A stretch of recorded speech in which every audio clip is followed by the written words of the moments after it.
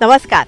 रयतेचा दरबारमध्ये आपणा सगळ्यांचं हार्दिक स्वागत. निरनिराळ्या सकारात्मक प्रयत्नांची माहिती आपण आपल्या ह्या कार्यक्रमातून करून घेतो, ज्याला उत्तम प्रतिसाद आम्हाला मिळत आहे. त्याबद्दल अनेक अनेक धन्यवाद. मंडळी, त्याच अनुषंगाने मागच्या भागासाठी सुद्धा आम्हाला खूप छान प्रतिसाद मिळाला. मागच्या भागामध्ये आपण आर्टिफिशियल इंटेलिजन्स किंवा कृत्रिम बुद्धिमत्ता ह्या विषयावरची संपूर्ण माहिती जाणून घेतली. तसं बघितलं ना तर AIनं किंवा आर्टिफिशियल इंटेलिजन्सनं आपल्या आयुष्यामध्ये प्रवेश केलेला आहे, जो कधी आपल्याला समजतसुद्धा नाही आहे. आणि त्याविषयीची संपूर्ण माहिती आपण तज्ज्ञांकडून करून घेतलेली आहे. हे AI वापरत असताना कुठली खबरदारी घ्यावी किंवा त्यामधले धोके काय आहेत हेही आपण जाणून घेतले. पण या सगळ्या धोक्यांपेक्षा सुद्धा AIचे फायदे किंवा लाभ खूप मोठ्या प्रमाणावर आहेत. निरनिराळ्या उद्योगांमध्ये असेल किंवा अभियांत्रिकी क्षेत्रामध्ये असेल किंवा आपल्या मेडिकल क्षेत्रामध्ये असेल, AIचा खूप मोठ्या प्रमाणावरती उपयोग होत आहे. याविषयीची अजून जी माहिती आहे ना, ती यापुढच्या एखाद्या एपिसोडमध्ये आपण नक्की जाणून घेऊया.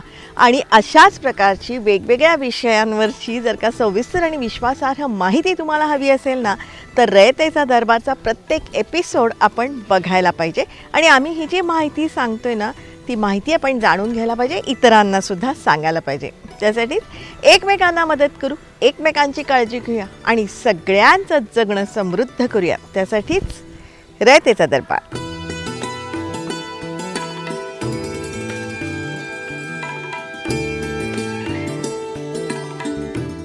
रयतेचा दरबारमधला आपला आजचा विषय खूप छान आहे. तुम्हाला सगळ्यांना अतिशय आवडणारा असाच आपला आजचा भाग आहे.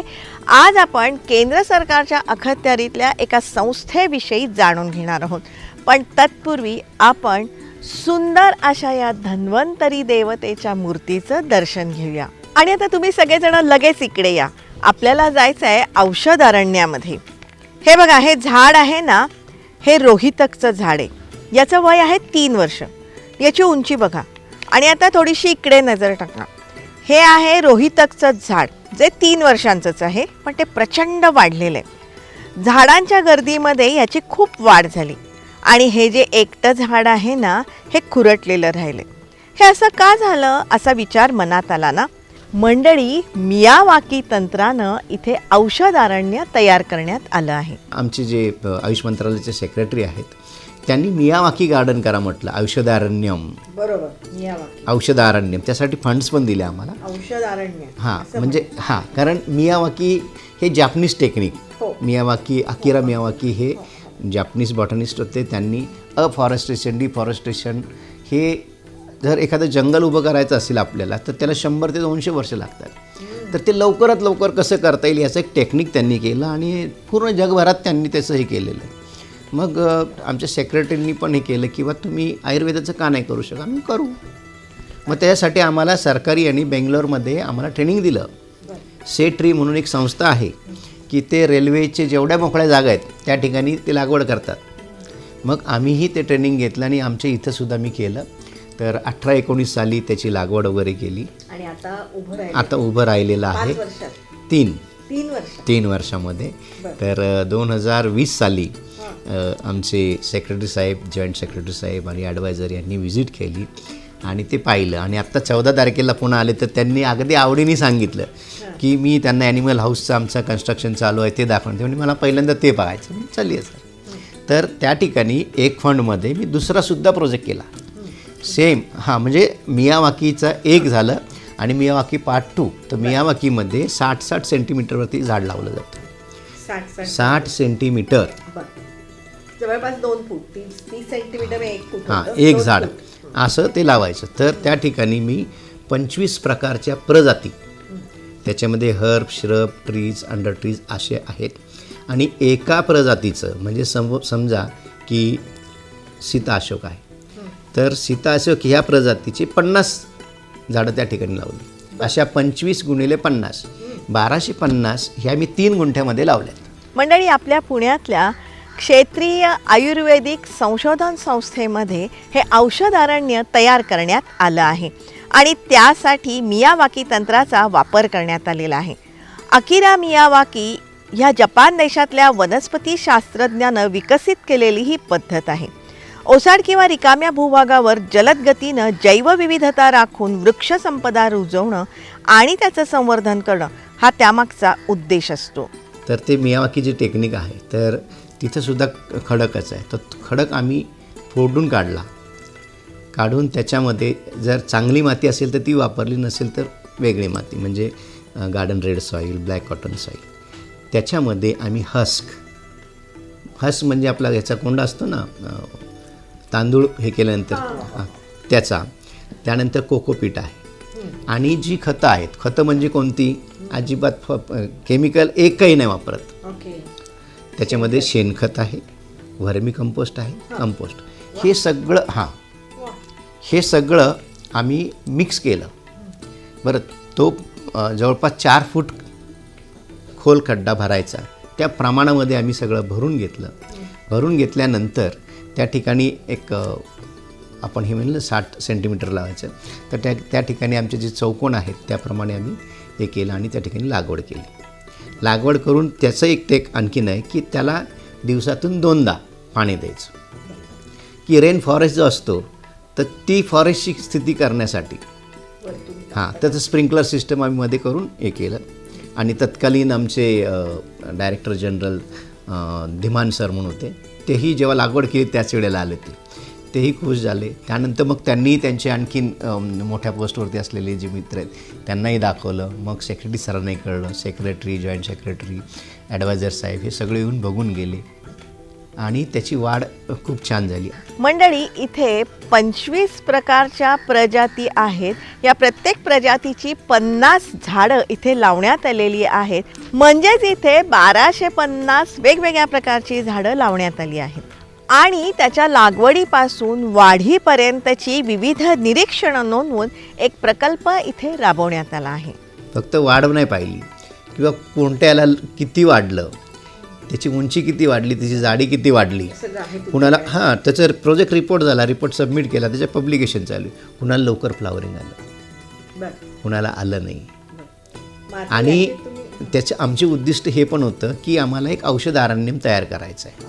मंडळी, असे अनेक प्रकारचे प्रकल्प ह्या संस्थेमध्ये राबवण्यात येत आहेत जे आपण जाणून घेण्याची आवश्यकता आहे. इथं आयुर्वेदामध्ये यूज करणाऱ्या ज्या वनस्पती आहेत त्याचं संगोपन, जतन, त्यावेळेला की ह्या पुण्यासारख्या एरियामध्ये सगळ्याच आयुर्वेदिक आहेत का, नाही. तर मग महाराष्ट्रातल्या जेवढ्या वनस्पती आपल्याला मिळतात त्या वेळेला त्या तत्कालीन जे कोणी इन्चार्ज होते किंवा सायंटिस्ट होते त्यांनी इथं आणून लावण्याचा प्रयत्न केला. किती वनस्पती असतील? इथं 400हून अधिक आहेत आयुर्वेदाच्या. आयुर्वेदिक वनस्पतींचं संशोधन, जतन, संवर्धन करणारी ही संस्था आहे जी केंद्र सरकारच्या आयुष मंत्रालयाच्या अखत्यारीत आहे. 2013-14 नंतर IMR प्रोजेक्ट सुरू झाले आणि आमचे डायरेक्टर जनरल जे आहेत आता सध्या प्रोफेसर वैद्य रविनारायण आचार्य सर आणि आमचे सेक्रेटरी वैद्य राजेश कोटेचाजी, यांची जी विजन्स आहेत इतकी अप्रतिम आहे की प्रत्येक सायंटिस्टनी त्याच्या इच्छेनुसार त्यांनीच ड्राफ्ट करायचा आणि त्यांनीच प्रोजेक्ट घ्यायचे. म्हणजे काय होतं की सरकारी याच्यामध्ये की तुला अलॉट केलेलं काम करायला फारसं म्हणजे त्याच्या आवडीचं असेल तर करेल, पण हा प्रोजेक्ट स्वतः लिहायचा. निधीच्या बाबतीत म्हणाल तर निधी इतका उपलब्ध करून दिला जातो, म्हणजे हे मंत्रालय झाल्यापासूनच काय निधी आम्हाला कधी कमी पडलेला नाही. मंडळी, ह्या संस्थेमध्ये विविध प्रकारच्या प्रयोगशाळा आहेत ज्या अत्याधुनिक आहेत. तसंच निरनिराळ्या वनस्पती इथे जतन केल्या जातात आणि त्या दालनाला हार्बेरियम म्हणतात. ज्या वनस्पती आहेत त्यांना आपण प्रिझर्व, ड्राय करून ठेवण्याचं घर असं आपण त्याला हार्बेरियम म्हणतो. आम्ही काय करतो, जे आयुर्वेदमध्ये आहेत त्यांचं आम्ही जतन करतो की ही एखादी वनस्पती दुर्मिळच झालेली आहे, मग ती पाहायची कशी. तर मग ते हार्बेरियम शीटवरती आपण पाहू शकतो आणि त्या हार्बेरियम शीटवरती ती ड्राय झालेली. आणि हार्बेरियम हे आमचं क्यू गार्डनशी पण आमचं ॲक्रोनिमस आहे. आणि सगळ्यात महत्त्वाची गोष्ट म्हणजे मागच्या वर्षी आमचं हार्बेरियम हे NABL ॲक्रेडिटेड झालेलं आहे की ते भारतातलं एकमेव आहे. आणि हे आमचं NABLचं सर्टिफिकेट वगैरे आलेलं आहे आमच्या ह्या. तर आणि आमची NABLची फार्माकोनॉसी लॅब पण झालेली आहे. वनस्पतींमधला ओलावा काढून घेतला जातो, त्यासाठी त्या टिप कागदामध्ये ठेवून त्यावर यंत्राने दाब दिला जातो आणि मग त्यातला ओलावा नष्ट झाल्यावर त्या कागदावर चिकटवल्या जातात. त्या कागदावरती त्या वनस्पतीची इत्थंभूत माहिती लिहिलेली असते. वनस्पतींचं द्रव्य संग्रहालयही इथे आहे. तसंच दुर्मिळ किंवा नष्ट होऊ लागलेल्या वनस्पतींचं इथे पुनरुज्जीवन केलं जातं. त्यासाठी टिश्यू कल्चर तंत्र इथे वापरलं जातं. त्यासाठी इथे सुसज्ज अशी प्लांट टिश्यू लॅब ही आहे. पहिल्या सुरुवातीला जे होतं 1982, 83, 90पर्यंत. मग त्यानंतर इथं फार्माकोनॉसी रिसर्च जॉईन झाला. त्यानंतर 90मध्ये इथं प्लांट टिश्यू कल्चर लॅब झाली. प्लांट टिश्यू कल्चर लॅब संपूर्ण भारतात जेवढी आमची 30 युनिट आहेत त्यापैकी एकाच ठिकाणी आहे इथे, फक्त पुण्यात आहे. आणि त्याचं मेन उद्दिष्ट असं आहे की ज्या वनस्पती आता दुर्मिळ होत चालल्यात तर त्यांना पुन्हा कसं वाढवायचं, त्यांची संख्या कशी वाढवायची. तर हे टिश्यू कल्चर टेक्निक असं आहे की तुम्ही एका सेलपासून, एका पेशीपासून तुम्ही हजारो लाखो रोपं करू शकता. आणि अशा पद्धतीचं काम आमच्या इथं झालेलं आहे. आतापर्यंत जवळपास 22पेक्षा जास्त आयुर्वेदिक वनस्पती ज्या रेअर एंडेंजर म्हणतो, RET, रेअर एंडेंजर थ्रेटन, अशांवरती इथं काम झालेलं आहे. आणि याचे प्रोटोकॉल्स याच्यासाठी की जे तुमचं रिसर्च होतं तो रिसर्च तुम्ही कुणीही करायचं म्हटलं, एक प्रोटोकॉल म्हणतो ना की साधारणतः तो प्रोटोकॉल आम्ही पब्लिश करतो नॅशनल इंटरनॅशनल जर्नलमध्ये. आणि तो रिप्रोड्युसिबल असतो. रिप्रोड्युसिबल म्हणजे जे आम्ही केलेलं आहे तेच त्यांनी केलं तर त्यांना सेम रिझल्ट मिळतील. अशा 22पेक्षा जास्त वनस्पतींवरती आमचं काम झालेलं आहे. आत्ता सद्यस्थितीमध्ये आमच्याकडे एक जुनी आणि एक नवीन अशा 2 लॅब्स आहेत प्लांट टिश्यू कल्चरच्या. आयुर्वेदिक औषध निर्माण आणि क्वालिटी कंट्रोल किंवा दर्जा नियंत्रणासाठीही इथे लॅबोरेटरी आहे. आमचं क्वालिटी कंट्रोल जे फार्माकोनॉसीचं सुरू झालेलं आहे, बायोकेमिस्ट्री सुरू झालेलं आहे, त्यानंतर फार्मॅकॉलॉजी आणि ॲनिमल एक्सपेरिमेंटल पॅथॉलॉजी ही सुद्धा 2010 नंतर या ठिकाणी सुरू झाले. आणि प्रत्येक आमचा जो संशोधक आहे, सायंटिस्ट आहे किंवा रिसर्च ऑफिसर आहे त्याच्याकडं प्रत्येकाकडं कमीत कमी एक असे रिसर्च प्रोजेक्ट, काहींकडं 2 आहेत, 4 आहेत, असं प्रत्येकाकडं रिसर्च प्रोजेक्ट आहे. आणि हे सगळे रिसर्च प्रोजेक्ट आमची काउन्सिल जे आहे CCRS हे फंडिंग करतं. आणि CCRSला फंडिंग हे मिनिस्ट्री ऑफ आयुष करतं. ॲनिमल एक्सपेरिमेंटल पॅथॉलॉजी इथे आहे. नव्यानं तयार केलेल्या आयुर्वेदिक औषधांचे परिणाम तपासण्यासाठी ही प्रयोगशाळा आहे. या प्रयोगशाळेचा आता विस्तार करण्यात येत असून एका भव्य इमारतीमध्ये ही सुसज्ज प्रयोगशाळा साकारण्यात येते आहे. मंडळी, 14 नोव्हेंबर 1964 साली पंडित नेहरूंच्या नावानं ही संस्था अस्तित्वात आली.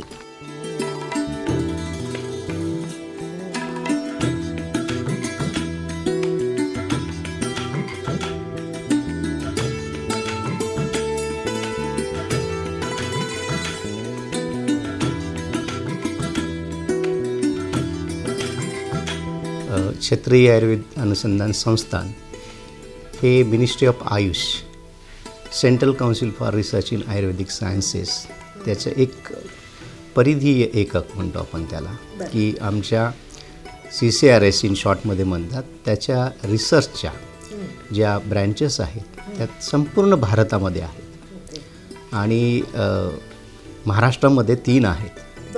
एक नागपूरला आहे, एक मुंबईला पोद्दार आयुर्वेद कॉलेज आहे तिथे आहे, आणि ही पुण्याची जी संस्था आहे ती 14 नोव्हेंबर 1964ला तत्कालीन जे CM होते तर त्यांच्या हस्ते याचं फाउंडेशन झालेलं आहे. 14 नोव्हेंबर हे पंडित जवाहरलाल नेहरू यांचा जन्मदिवस आणि त्यांच्याच नावाने ही संस्था केंद्र सरकारने त्यावेळेला स्थापन केलेली होती. आणि ती आयुर्वेदचे जे काही विद्यार्थी येतात आमच्याकडे, तर ह्या ठिकाणी पुण्यातले जेवढे आयुर्वेदिक कॉलेजेस आहेत, सायन्सचे कॉलेजेस आहेत, आणि नुसतंच पुणे नाही, संपूर्ण महाराष्ट्र आणि भारतातल्या जेवढ्या म्हणजे आयुर्वेदाशी संबंधित आहेत ते सगळे आमच्याकडे येतात. कशासाठी? तर या ठिकाणी एक संग्रह आहे वनस्पतींचा, आणि नुसत्या वनस्पतींचा संग्रह नाही आहे तर एक हार्बेरियम पण आम्ही मेंटेन केलेलं आहे. आणि त्या हार्बेरियमचं असं असतं की कोणताही रिसर्च वनस्पतीशी निगडीत असतो, तर ती वनस्पती हीच का आहे, तर याचं ऑथेंटिकेशन. हां, कारण आज जागतिक पातळीवरती सुद्धा तुम्ही जर पाहाल तर आयुर्वेदाला महत्त्व आहे. आयुर्वेद आपला आहे, आपली अस्मिता आहे, आपली जीवनशैली आहे. तर ह्याचं आता करोना काळामध्ये तर जास्त सगळ्यांना प्रभाव पडलेला आहे. आणि दुसरी गोष्ट अशी की जे आपलं आहे तेच पुन्हा आपल्याला सांगावं लागतं, की आपल्याकडे साधं गोष्ट आहे की मळमळ वागली किंवा ॲसिडिटी तर सुचेकर, आजीचा बटवा, या सगळ्या गोष्टी आपल्याकडे आहेत. पण मग जागतिक पातळीवरती जर आयुर्वेदाला आपल्याला मोठं नाव करून द्यायचं आहे तर त्याच्यावर संशोधनाची नितांत गरज आहे. तर तोच मेन उद्देश जो आहे तो आमच्या central council for research in Ayurvedic science आहे. मंडळी, ह्या संस्थेमध्ये अनेक प्रोजेक्ट राबवण्यात येतात. त्यातला हा जो एक प्रोजेक्ट किंवा प्रकल्प आहे ना, हा आपण सगळ्यांनी समजून घेतला पाहिजे. त्यातही शेतकरी बंधूंनी हे अगदी बारकाईने जाणून घ्या. कारण खतांचा अतिरिक्त मारा केल्यामुळे हल्ली शेतजमिनी सॉल्टी किंवा नापीक होत आहेत. अशा नापीक जमिनींमध्ये आयुर्वेदिक झाडांचं उत्पादन घेता येऊ शकतं, याविषयीचा हा प्रोजेक्ट आहे जो आपण जरूर समजून घ्यायला पाहिजे. की सॉल्ट टॉलरंट, की त्या आता काय झालं आहे आपल्याकडं किंवा कुणाकडेही शेतीमध्ये खूप ऊस वगैरे वगैरे खूप हे टाकून फर्टिलायझर टाकून ती जवळपास नापीक झालेली म्हणते, त्याला सॉल्टी म्हणतात की सलाईनी. तर अशा याच्यामध्ये ह्या वनस्पती यायला पाहिजेत. याच्यासाठी आम्ही प्लांट टिश्यू कल्चरमध्ये एक प्रोजेक्ट केला, सॉल्ट टॉलरंट प्लॅन्टलेट्स ऑफ डेस्मोडियम आणि युरारेपिटा, शालपर्णी आणि पृष्ठपर्णीची मी हो ते टॉलरंट होतात ते. म्हणजे ज्या पडीक जमिनी आहेत ना आता शेतकऱ्यांच्या, तर त्याच्यामध्ये ते लागू शकता. आणि त्याला सालवण एक म्हणतात, सालवण म्हणतात. पण ह्या आता आयुर्वेदिक नावं जी आहेत ती जवळपास सगळ्यांच्या तोंडी चाललेली आहेत. शालपर्णी, पृष्ठपर्णी. शालपर्णी जी आहे तर पूर्वी फक्त मुळं घ्यायची, तर त्यांनी आता हे संशोधन असं निष्पन्न झालेलं आहे की जे कंटेंट, जे केमिकल याच्यामध्ये आहेत, मुळामध्ये आहेत, तीच वरच्या भागामध्ये पण आहे. तर मग आता होल प्लॅन्ट म्हणजे संपूर्ण पंचांग जे आहे ते वापरू शकतो आपण. आणि वरच्यावरती छाटकाम करून सुद्धा करू शकतो. याच्या बियांनी खूप येतात. आणि ती बी कसं रुजवायचं 100% याचाही आम्ही प्रोटोकॉल डेव्हलप केला आणि तोही पब्लिश्ड आहे. कसं आहे की आता शतावरी हिला फार पाणी लागत नाही, ॲलोवेरा ह्यालाही पाणी लागत नाही, त्यानंतर डेस्मोडियम वगैरे पण यांना पण फार पाणी लागत नाही. हो, कारण आता ही पूर्वी म्हणायचे की झाशीमध्ये खूप येते, माझ्या इथं खूप येते आता. आणि त्याला फारसं म्हणजे पाहावं असं काही हे नाही आहे. शतावरीला तर ते हे पण खात नाही बकरी वगैरे, कारण मुख्य असतं की पाला खायलाही जनावरं वगैरे जातात, तर तेही नाही आहे. अशा खूप आहेत. अशा मी 31 वनस्पतींसाठी ते पुस्तक लिहिले आणि त्याच्यात सगळे मराठीतून लिहिलेले. अशा 31 वनस्पतींची लागवड आपण करू शकतो आणि याविषयीची संपूर्ण माहिती या संस्थेच्या वेबसाईटवर आहे, ती तुम्ही जाणून घ्या. आणि नाहीतर पुढच्या एखाद्या एपिसोडमध्ये आपण अशा सॉल्टी जमिनीवरती वेगवेगळ्या आयुर्वेदिक वनस्पती कशा लावू शकतो, कुठल्या लावू शकतो, याविषयीचा एक स्वतंत्र एपिसोड आपण नक्कीच करूया. तर कॅन्सर रिसर्च इन्स्टिट्यूट जे आहे म्हणजे आयुर्वेदाच्या संदर्भातलं, तर आमच्या मुंबईला सुरू झालं आणि त्याच्या टाईप टाटांची पण आहे, टाटा मेमोरियलची. आता जसं तुम्ही म्हणाला मॅडम की आयुर्वेदचा उपचार हा सुरुवातीला कोणीच जात नाही आयुर्वेदकडं, एकदम लास्ट स्टेजला. तर काही लोक अशी आहेत की जसं मी आदिवासींमध्येच पाहिलेलं आहे, ते सरळ सांगतात की मी रोगांची नाव घेत नाही त्या व्यक्तीचं, पण मी पाहिलं आहे. आता मी त्यांच्याकडे एकाकडे जाणार मध्येच मी जाऊन आलो होतो. तर जो असाध्य रोग आहे की जगाला त्याची प्रतीक्षा आहे, अशावरती त्यांनी दिला आणि मी त्या पेशंटची हालत पण पाहिली. मी त्यांना म्हणलं यांचे रिपोर्ट्स घे पहिले आणि नंतरचे. तर त्यांच्याकडे मी एक व्यवस्थित टूर काढणार आहे. आणि मला माहिती आहे, कारण मी काही गोष्टी आहेत की त्यांच्या मी फॉलो करतो आणि मी इथं हे करतो, कारण ती काय घरची साधी गोष्ट आहे. आता करोना काळामध्ये मॅडम तुम्ही पहा, जर मी माझ्या मनाचं सांगत नाही आहे, तुम्ही WHOचे रिपोर्ट पहा, WHOचे रिपोर्ट पहा, मॉर्टॅलिटी मृत्यूचा दर जो आहे सगळ्यात कमी भारताचा आहे. हे कुणी मान्य करेल. मी एक सरकारी म्हणून सरकारविषयी जे आहे ते मी सरळ बोलणार आहे. मॉर्टॅलिटी रेट हा आपला सगळ्यात कमी आहे. रिकव्हरी रेट पण खूप चांगला आहे. जी काही मंडळी गेली दुर्दैवानी, त्याच्यामध्ये असं आमचं एक निरीक्षण आहे की ती घाबरून गेली. मंडळी, आपल्या आयुर्वेदामधलं हे जे अफाट ज्ञान आहे ना, ते आता जगभर पसरलेलं आहे. काही ठिकाणी तर ते अंगीकारलंही जात आहे आणि म्हणूनच आपल्या आयुर्वेदातलं हे ज्ञान पाश्चात्य जगात पोचवण्यासाठी ही संस्था कार्यरत आहे. आयुर्वेद हे आपली जीवनशैली आहे आणि ती जर आपल्याला जतन करून ठेवायची असेल तर सर्वप्रथम आपण त्याचं फॉलो जे म्हणतो त्याचं आचरण अंमलात आपण आणलं पाहिजे. त्याच्यामध्ये साध्या गोष्टी आहेत की आहार, विहार आणि व्यायाम. कारण आजची लाईफस्टाईल जी आहे ना ती संपूर्ण बिघडलेली आहे. म्हणून ती पहिली आचरणात आणणं आणि आचरणात प्रत्येकाने आणावी याचं मी सगळ्यांना पहिल्यांदा आवाहन करतो. पण आपल्याला काय की आपल्याला इन्स्टंट पाहिजे. आयुर्वेद हे जडमध्ये जातं, मुळापाशी जातं. डोकं दुखतंय म्हणजे काय, डोकं दुखण्याची आणखीन म्हणजे त्याला शूल म्हणतो आपण, त्याची अनेक कारणं आहेत. मग आयुर्वेदमध्ये पहिलं बघतं की ह्याचा उठून हे सुरू झालं आहे आणि जडवरती उपचार सुरू होतो.